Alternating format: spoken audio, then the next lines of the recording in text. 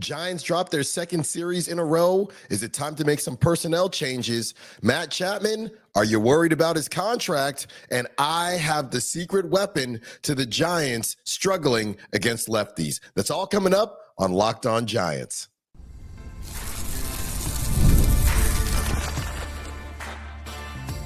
You are Locked On Giants, your daily San Francisco Giants podcast. Part of the Locked On Podcast Network, your team every day.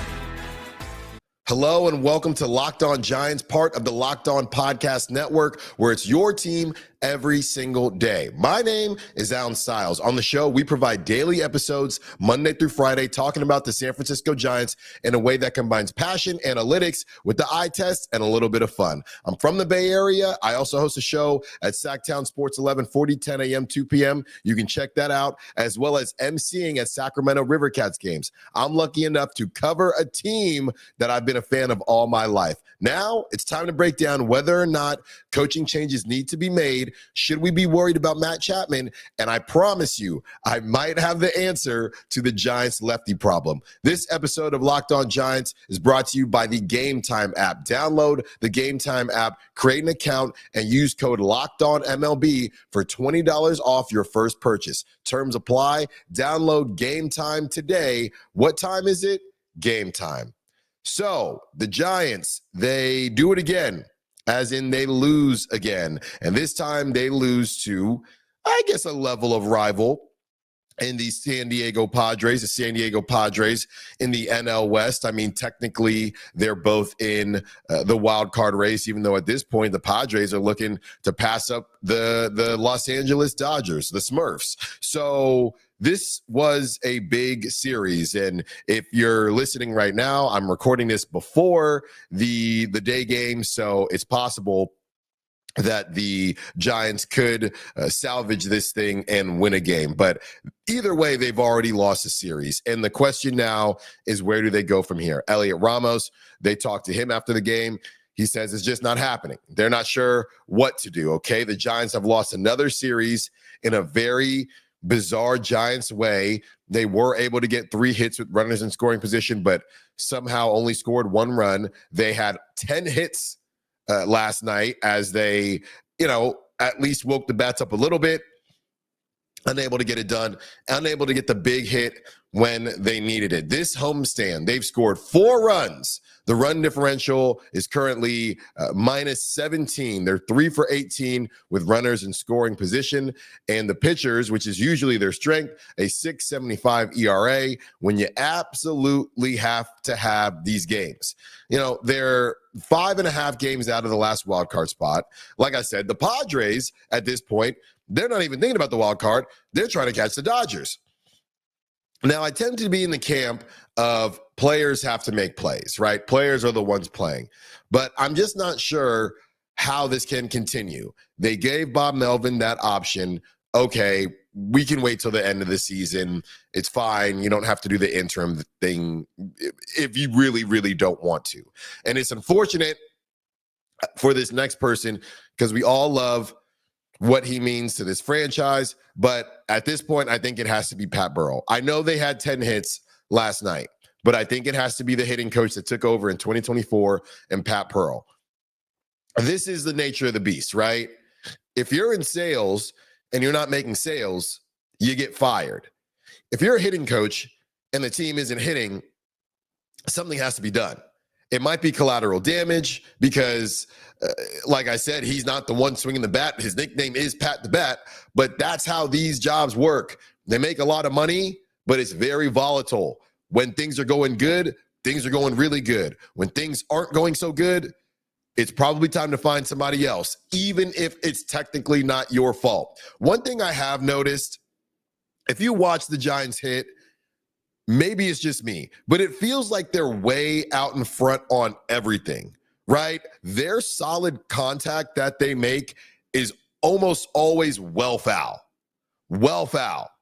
They are hooking stuff. They're sending stuff. Sometimes they'll send it into the water, and that's all fine and good, but that's a long strike, as we call it.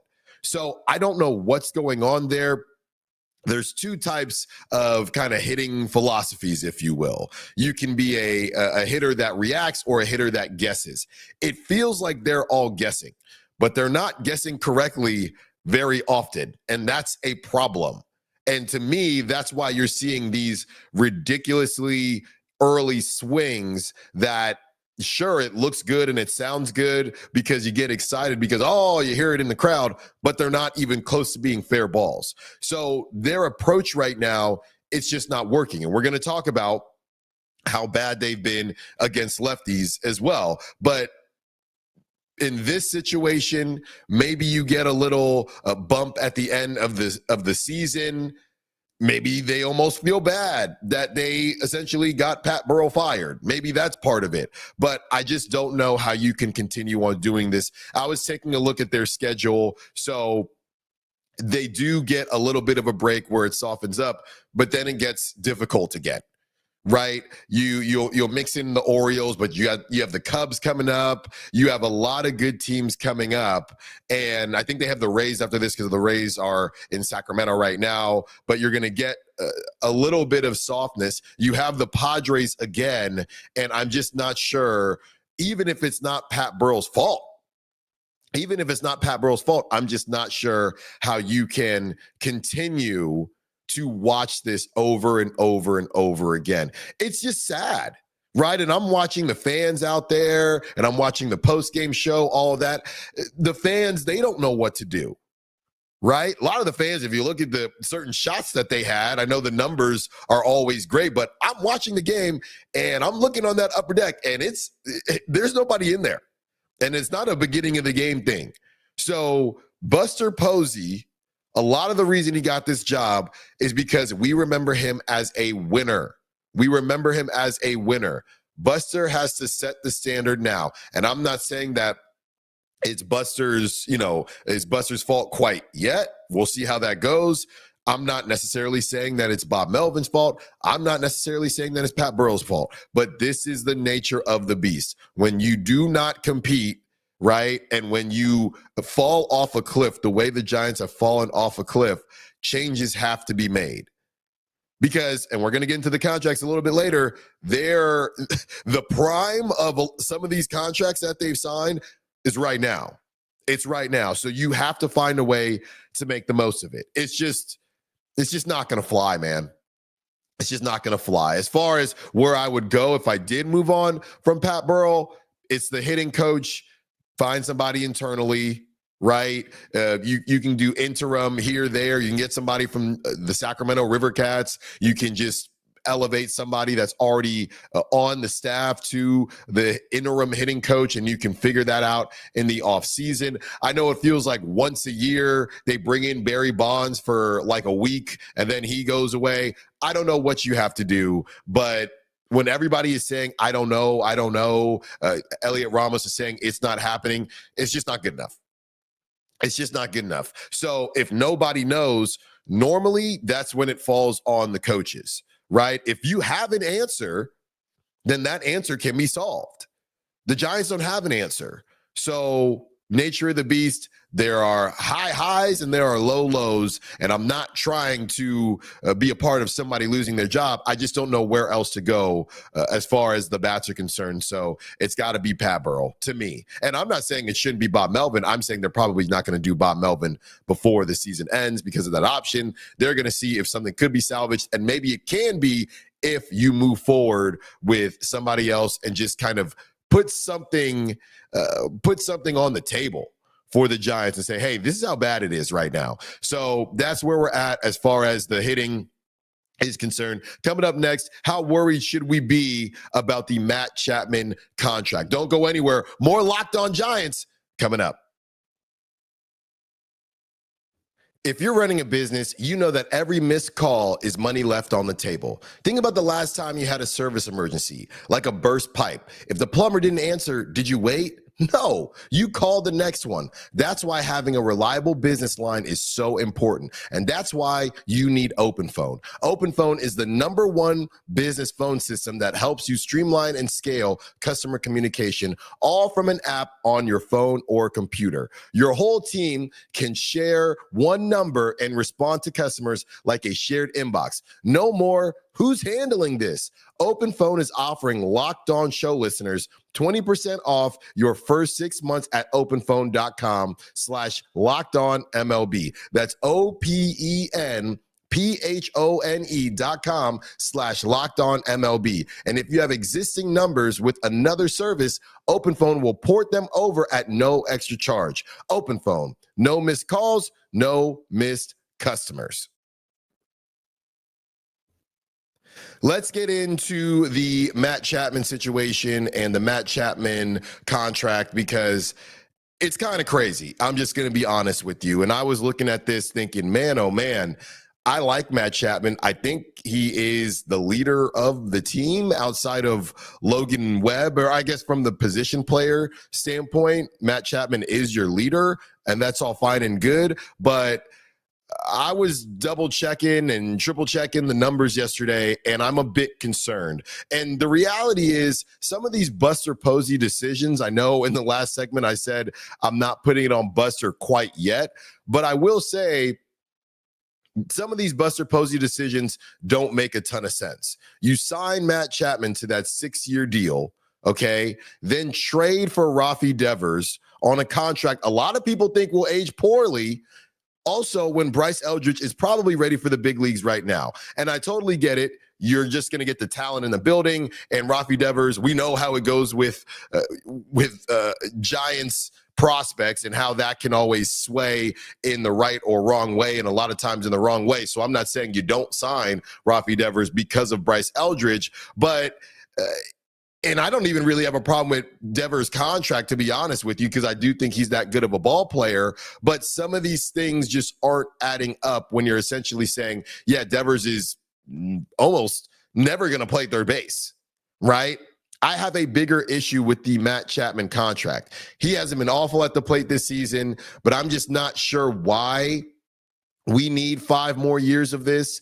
Entering the second game against the Padres, Matt Chapman was 6 for his last 42 at the plate with no homers and 2 RBIs in his previous 12 games. And I do understand that most of these contracts aren't going to age well, right? He's getting paid in the same range as Xander Bogaerts, Dansby Swanson, Bryce Harper, Fernando Tatis Jr., even though that's a 13-year deal. So those, and Bryce Harper. So those deals, it's a little bit different. I get it. And he might be about 2-3 years away from being a part of the DH first base conversation when he doesn't hit well enough to be a DH, and you already have a logjam at first base.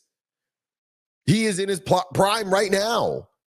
You know, Chapman, this is the time. He's 32? He's in his prime right now. So it's not that he's playing poorly, but his numbers, as far as I'm concerned, are probably not going to improve. Maybe next year they do, but that's 33 and then 34 and then 30. It's all the way until 37. And I know this isn't a specific thing to Matt Chapman. A lot of these baseball contracts aren't going to look great, right? And his numbers, they really aren't terribly different besides some very, very important stats, right? The home runs are down by a good bit. And the season's not over, but I don't think he'll catch some of these. The home runs are down by a good bit. The doubles are down by a good bit. And the RBIs are down. And like I said, those are very important stats. But I'm just not sure how we're supposed to think he's going to improve. He's not going to get better throughout the rest of this contract. And the Giants have 5 more years of this, right? I don't know what this looks like in 2 years. And like I said, you're essentially telling Rafi Devers, you're never going to play third base again, right? Unless, based on his age, I don't necessarily see it happening. So I'm not really too gung-ho on the Matt Chapman contract. I'm not. And at the time, I get it. You know, he had a good season. He had 27 home runs. He almost broke that Barry Bonds streak of a Giants player not having 30. So you want to make sure he stays in the building. I do wonder how much of this was a connection to Bob Melvin and everything that he did for Bob Melvin when he was really in his heyday with the A's, and how much of this was, hey, I'm not saying it's a package deal, but you're with your guy. Maybe there will be some level of Matt Chapman, and there was, elevating his game because he's playing with somebody that he has a relationship with. He's playing with somebody that he enjoys playing with. Maybe that's the situation. I'm not sure, but I'm looking here, and he's literally been missing throughout this whole series. Like I said, the last 12 games, I've been looking. I've been looking in my couch. I've been looking outside. I've been looking in my garage, trying to find Matt Chapman.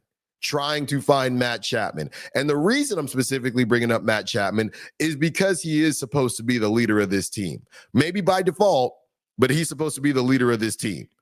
So we can bring up all the other guys that aren't playing well, but I see more people, and this is something that doesn't make sense to me. I see more people bagging on, and I get it, this guy's had a worse season, but if we're talking expectations and relatively speaking, I see more people bagging on Patrick Bailey, who has been bad, and random right fielders than I've seen talking about Matt Chapman and the fact that this is when your team needs you. These last 12 games, your team needs you.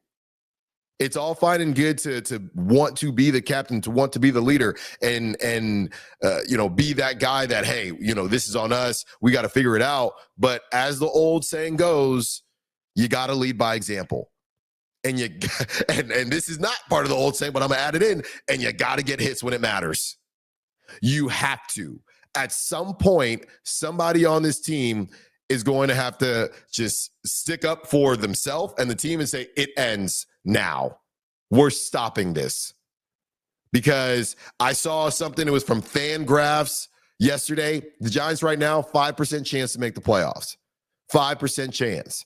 And I don't know that Buster regrets signing for Devers, and he probably shouldn't, but it's been a nightmare. And they've specifically been bad after that Patrick Bailey in the park home run.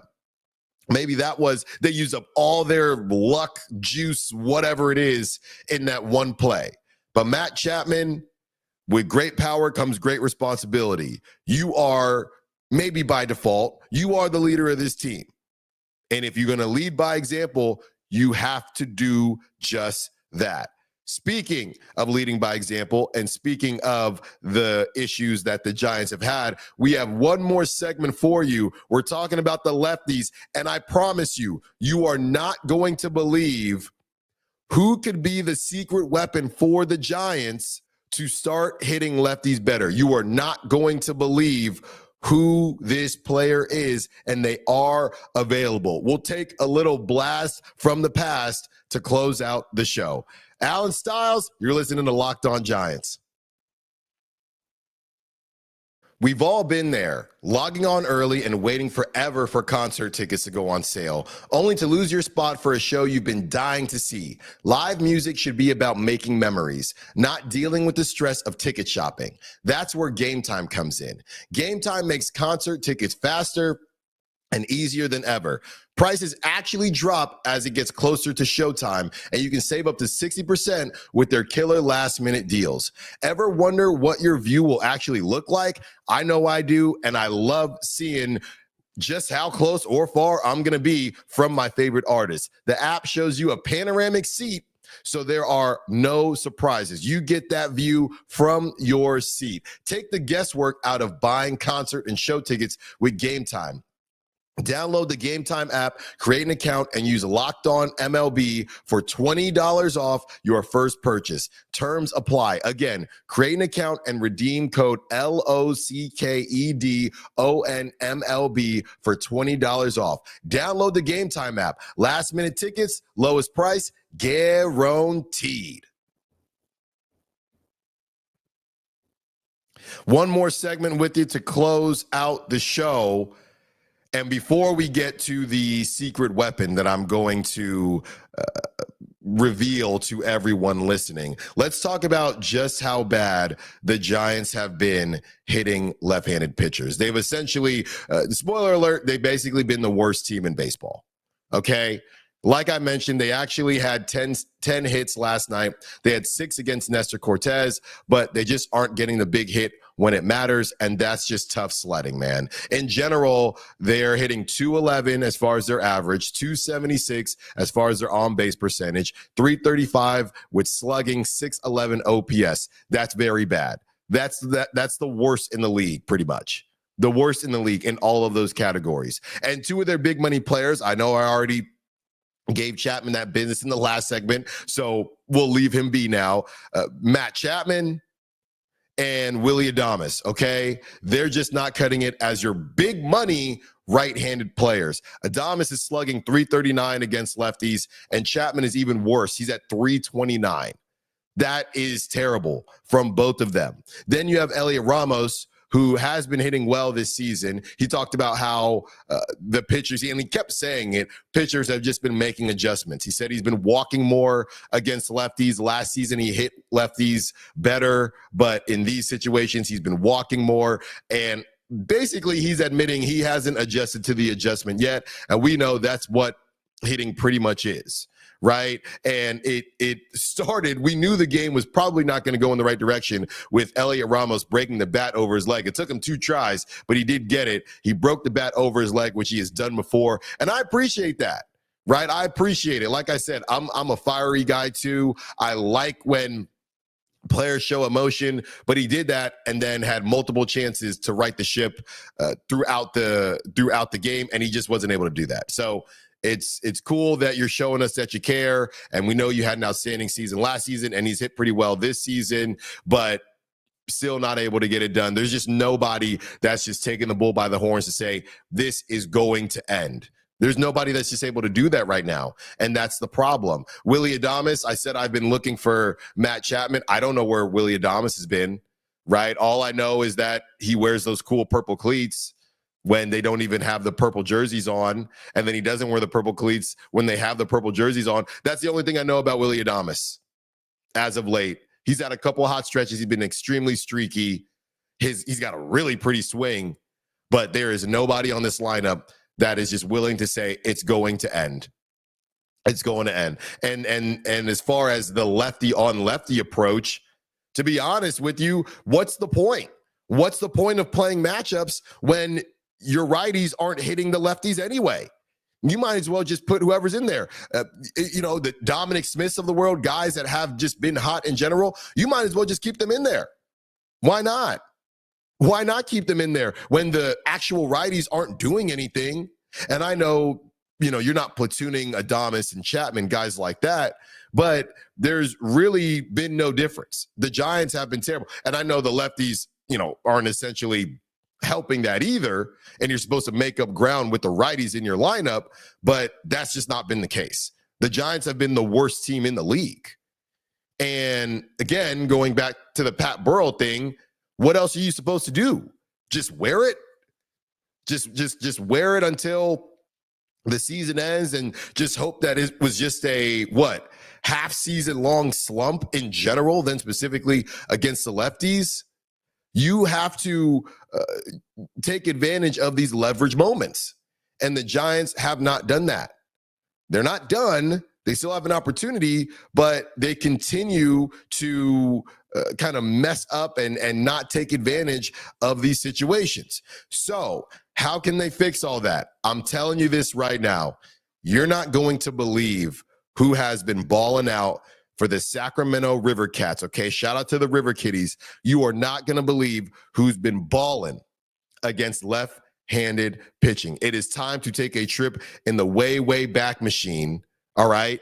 And as we continue to talk about these right field tryouts, let my man eat, okay? Marco Luciano. He was supposed to be our savior. It didn't exactly work out. He was supposed to play shortstop. They didn't even try him anywhere else. They just threw him in right field. Lately, he's been playing left field, but he does have experience in right. Marco Luciano has been the best hitter against lefties on the River Cats this season. He's hitting 271, and this is about 80 at bats. Okay, so it's a pretty good sample size. He's hitting 271 with a 396 on base percentage, 553 slugging, a 949 OPS with 6 doubles and 6 home runs. It was always going to come back to Marco Luciano. He should be the next guy to make his way up in these right field tryouts. I know they got Tyler Fitzgerald out there right now, and he got worn out early. You had Tyler Fitzgerald, Casey Schmidt, and Rafi Devers trying to catch a fly ball. It sounds like a joke, right? 3 guys walking to a bar. 3 guys out of position trying to catch a fly ball to kick off the game. And then you have Robbie Ray balking that first run in. But it is time for Marco Luciano. It is time to give him an opportunity. We've seen essentially everyone else, right? And I don't know where Matos is in this rotation, but Marco Luciano has been absolutely balling against left-handed pitching, and it was always going to come back to him. You have been so bad against lefties. There is literally no reason not to bring Marco Luciano back up or bring him up in general. We haven't seen him in it feels like 2 years, and see what he can do. It is time, Buster Posey. I know he is not technically your guy, but he's still young. His confidence is growing. And against lefties, he has been a menace at the AAA level. What do you have to lose? You are the worst left-handed hitting team in baseball, in Major League Baseball. Bring up Marco Luciano, see what he can do against lefties, and maybe, just maybe, he could be the spark that the Giants need. Now, you can still keep up, whoever your right-handed guy is. But as far as lefties, it's time to give Marco Luciano a shot. It's time. It's time. 6 home runs, 6 doubles. OPS. I didn't even know OPSs could go that high, to be completely honest with you. I haven't seen it. 949 OPS, and I know the PCL. I know that league is a very offensive league, but it is time to see what he can do at this level. You let him get his mind right. Right now, you're letting Luis Matos get his mind right. Luis Matos is in the middle of his rotation where he balls out at the AAA level, comes back up, kind of forgets how to play baseball, doesn't really get an opportunity to play baseball, and then goes back down. That's the situation with Luis Matos. So we've essentially seen everyone, right? Wade Meckler, I like Wade Meckler, but he's from the left-handed side. Different guys that we've already seen come up. It is time to bring up Marco Luciano. He is the secret weapon. And it might be sad that we're having this conversation, but not really. The dude is still young. It just feels like he's been with this team forever. So it's time to see what he can do against lefties, because there's really no reason not to try it. There's no reason not to try it at this point in time. That's how bad you've been against left-handed hitters. So we will see if the Giants do pull up Marco Luciano and try something new in this struggle bus, or on this struggle bus that the Giants have been on. Thank you for listening to Locked On Giants. My name is Alan Stiles. You can follow me at @_Stiles Files. Stiles with an I. It's right there in that corner. We will be back tomorrow, as we are on Monday through Friday every single day. Thank you for making Locked On your first listen today. For your second listen, check out the all-new Locked On MLB Game Night. Every game, every night, all season long. Get your local analysis on a national scale. Find MLB Game Night on Locked On MLB on YouTube or wherever you listen to podcasts. We'll talk to you again tomorrow. Peace.